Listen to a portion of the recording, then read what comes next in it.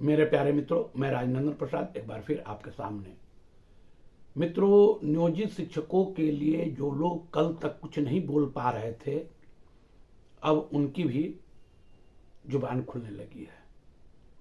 वैसे आज भी बिहार के जो बड़े शिक्षाविद हैं, जो नामी लोग हैं, जिनके नाम पर सरकार थर थर कांपती है, सरकार उनकी बात को बहुत ज्यादा तवज्जो देते हैं, वे लोग भी नियोजित शिक्षकों के संबंध में बोलने से परहेज करते हैं। उसके कई कारण है। एक सबसे बड़ा कारण होता है कि सरकार से जो वो लोग अपेक्षा रखते हैं, ज्यादा बोलने से, नियोजित शिक्षकों के संबंध में बोलने से हो सकता है कि वे अपेक्षा जो सरकार से उनकी है वो पूरी न हो। इसलिए सरकार के नजरों में वे अच्छे बनने का प्रयास तो करते हैं, लेकिन वो भूल जाते हैं कि समाज के प्रति जो उनकी दायित्व है, शिक्षा में जो गिरावट आई है उसके प्रति जो उनकी जवाबदेही है, वे ठीक से निर्वहन नहीं कर पा रहे हैं।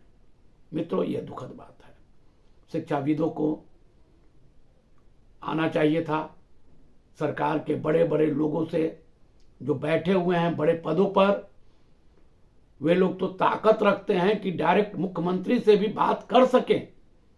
उन्हें बात करके वस्तु स्थिति बतानी चाहिए थी कि नियोजित शिक्षक ही बिहार के प्राइमरी स्कूलों के रीढ़ हैं। और ये जो नियोजित शिक्षक हैं, ये आज के नहीं हैं। जिस समय बिहार की शिक्षा व्यवस्था बिल्कुल चरमरा गई थी, लोग सरकारी स्कूल में बच्चों को भेजने से परहेज करने लगे थे। बच्चे स्कूल में नहीं जुट पा रहे थे। गार्जियन भी उस सरकारी स्कूल का नाम देखते वहां से मुंह मोड़ लेते थे। उस समय नियोजित शिक्षक बहाल हुए, शिक्षा मित्र बहाल हुए। शिक्षा मित्र का भी योगदान है। घर घर जा करके गार्जियन को समझाना, बच्चों को लाना, स्कूल तक पकड़ के लाना, उनका नामांकन करना। ये निजी शिक्षकों ने बड़े ही अच्छे ढंग से निर्वहन किए, जिसका नतीजा हुआ कि स्कूलों में बच्चों की उपस्थिति बढ़ने लगी। जहां एक स्कूल में, प्राइमरी स्कूल में 1-2 शिक्षक हुआ करते थे, मध्य विद्यालय में 2-4 हुआ करते थे, आज एक एक प्राइमरी स्कूल में 10 से 12, मध्य विद्यालय में 20 तक शिक्षक आ रहे हैं, पढ़ा रहे हैं। शिक्षक के पढ़ाने से बच्चे आगे बढ़ रहे हैं। मित्रों, इसलिए आप नियोजित शिक्षकों को दरकिनार नहीं कर सकते। ठीक है, उस समय 4,000-5,000 के वेतन पर भी वे लोग आए और अपनी सेवाएं दी। और सबसे बड़ी बात, वे चाहते तो दूसरे जगह भी उनकी नौकरी लग सकती थी। कई लोगों की लगी, लेकिन एक कारण था कि अपने गृह प्रखंड में थे, घर के आसपास थे, परिवार के साथ थे, माता पिता के साथ थे, तो उन्हें लगा कि नहीं, बाहर जाने से बेहतर है कि हम बिहार में रहकर, अपने परिवार के साथ रहकर, माता पिता के साथ रहकर हम बच्चों की सेवा करें, बच्चों को पढ़ाएं, बिहार का विकास होगा। यही सोचकर वे लोग रह गए। अन्यथा ऐसा नहीं था कि कहीं दूसरी जगह उन लोगों की नौकरी नहीं लग रही थी। उन लोगों ने प्रयास किया, कई लोगों की नौकरी बिहार के बाहर लगी, लेकिन उन्होंने जाने से मना कर दिया। और आज सरकार उनके साथ भेदभाव कर रही है। ये दुखद बात है। मित्रों, इधर नियोजित शिक्षकों के संबंध में बहुत सारे पुराने भूले हुए हमारे नेता जो थे, वे लोग जागरूक हो चुके हैं। वे लोग भी अब सोशल मीडिया के माध्यम से या सरकार को पत्र लिखने से अब गुरेज नहीं कर रहे हैं। खुल के आ रहे हैं और बोल रहे हैं। जो उन्होंने विश्वसनीयता खो दी थी, अब वो प्राप्त करने के लिए एड़ी चोटी एक किए हुए हैं। हम उनका भी इस्तकबाल करते हैं और उनसे आशा रखते हैं कि वे दमखम के साथ लगे और नियोजित शिक्षकों के लिए जो बेहतर हो वो करें। हमारे यहाँ एक मान्यता भी है कि कल का भूला अगर घर वापस आ जाए तो उसे भूला नहीं कहते। इसलिए हमें किसी से कोई परहेज नहीं है। जो लोग भी नियोजित शिक्षक के संबंध में आगे बढ़कर नियोजित शिक्षकों की समस्याओं को उठाते हैं, सरकार के समक्ष रखते हैं और नियोजित शिक्षकों में भी आपसी भाईचारा बढ़ाने का काम करते हैं, उनका स्वागत है। मेरे प्यारे मित्रों, एसीएस साहब अब अपने रौद्र रूप में आ रहे हैं।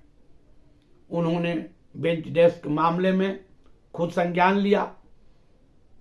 कई डीओ को उन्होंने सस्पेंड करने तक की बात कही है कि अगर वे लोग नहीं सुधरे और सारे कागजात सही ढंग से उपलब्ध नहीं कराए तो उन पर कार्रवाई हो सकती है, होना भी चाहिए।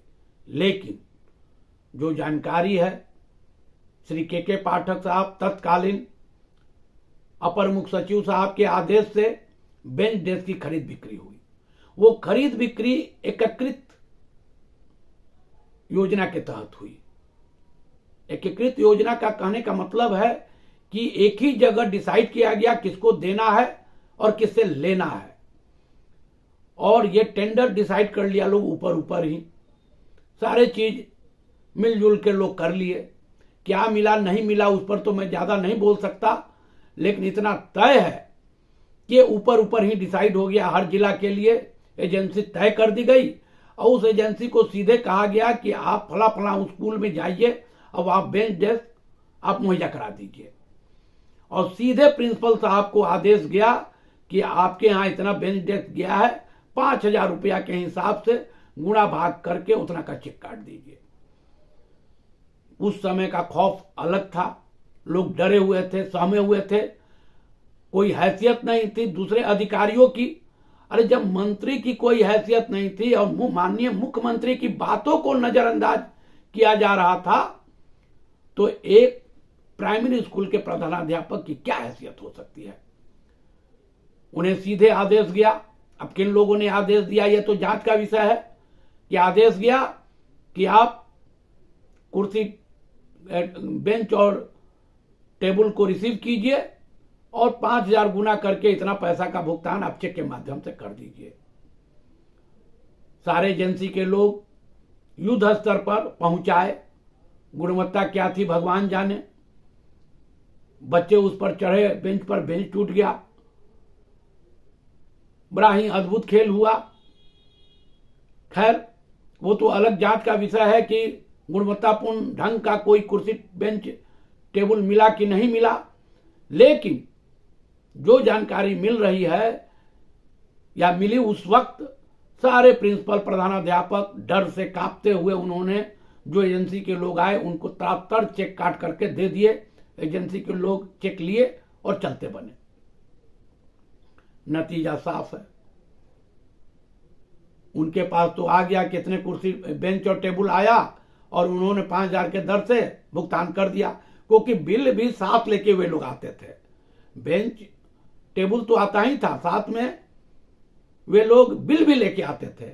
बिल को लिए और बिल देखे प्रधानाध्यापक महोदय, उतना का भुगतान कर दिए चेक के माध्यम से, और एजेंसी के लोग चेक लिए और चलते बने।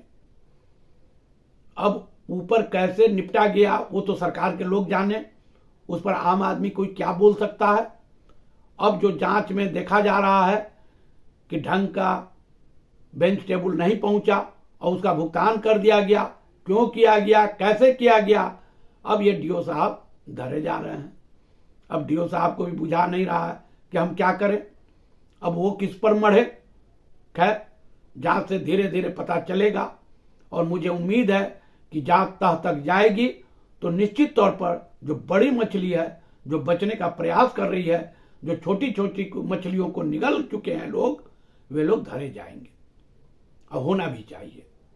मेरे प्यारे मित्रों, एक और बात मैं आपको बता दूं, अभी बहुत अफवाह भी फैला हुआ है कि नियोजित शिक्षकों को कुछ नहीं मिलेगा, सक्षमता वाले को सब कुछ मिलेगा, सक्षमता वाले को प्राण अलॉट हो रहा है। भाई एक छोटी सी बात है, जो भी राजकृत हो चुके हैं उन सबको प्राण मिलता है। कोई भी व्यक्ति हो, जो भी सरकारी नौकरी में आएगा, जो अस्थायी सेवा में आएगा, उसे प्राण मिलेगा, और जो नियोजित होंगे, जो संविदा पर होंगे, उन्हें ईपीएफ का लाभ मिलेगा। जिस दिन नियोजित शिक्षक भी राजकृत होंगे बचे हुए, उन्हें भी एनपीएस का लाभ मिलेगा। लेकिन अब एनपीएस लेके क्या करेंगे? अब तो शिक्षक नेता लोग, शिक्षक खुद मांग कर रहे हैं कि हमें ओपीएस मिलना चाहिए। आने वाले समय में माननीय उच्च न्यायालय में कई केस लगे हुए हैं, उस केस में भी कुछ न कुछ फैसला आएगा। निश्चित तौर पर नियोजित शिक्षकों के लिए राहत भरी खबर होगी।